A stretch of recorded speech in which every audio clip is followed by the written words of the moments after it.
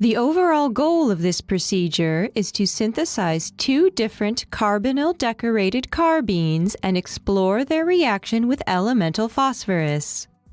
This is accomplished by first synthesizing the two carbene precursors by treating N,N'-dimethylformamidine with either dimethylmalonyl dichloride or 3-chloropivaloyl chloride, respectively, in the presence of triethylamine at low temperature.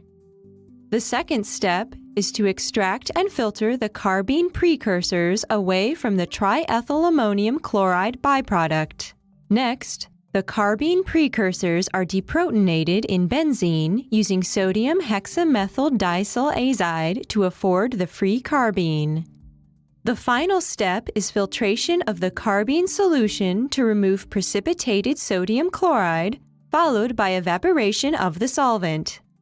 Ultimately, results can be obtained which highlight the differing electrophilicity of these two carbenes by preparing two dramatically different phosphorus-containing compounds.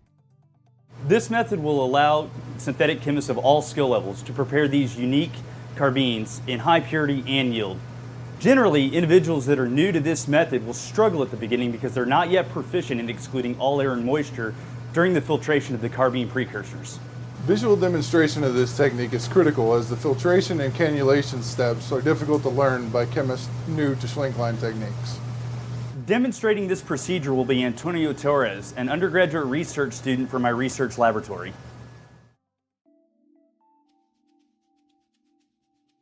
First, connect an oven-dried 100 milliliter Schlenk flask to a high-performance